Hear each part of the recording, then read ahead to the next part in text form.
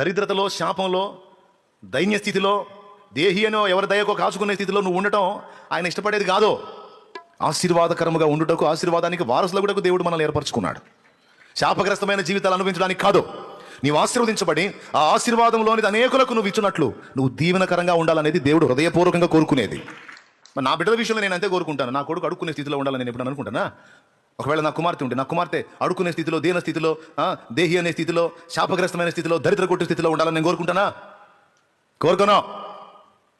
నేను ఒకవేళ దీన స్థితిలో ఉన్న నా బిడ్డలు ఆశీర్వాదకరంగా ఉండాలని నేను వారి కోసం కష్టపడతాను. మరి మీరు కూడా అంతేనా నేను అనుకుంటున్నా. మరి మీరు కూడా అంతేనా? మీ పిల్లలు బాగుండాలని అని కోరుకుంటారా, లేకపోతే దరిద్రులై నానా బాధలు పడాలని కోరుకుంటారా? మనుషులంగా మరి మనమే మంచి ఈవులను బిడ్డల కోసం ఆలోచించినప్పుడు మరి ఆయన ఏం కోరుకుంటాడు? మీరందరూ అగసాట్లు పాలు కావాలి, శాపగ్రస్తంగా ఉండాలి, అడుకునే స్థితిలో ఉండాలి, అప్పుల పాలై ఉండాలి, దరిద్రతలో ఉండాలి, శాపాన్ని అనుభవించాలి, రోగిష్ఠులై ఉండాలి. అట్లా ఉండాలని దేవుడు కోరుకుంటాడా? నీకు దేవుడిచ్చిన ఆయుష్కాలం అంతా నీవు సుఖముగా అనుభవించాలని ఆయన కోరుకుంటాడు.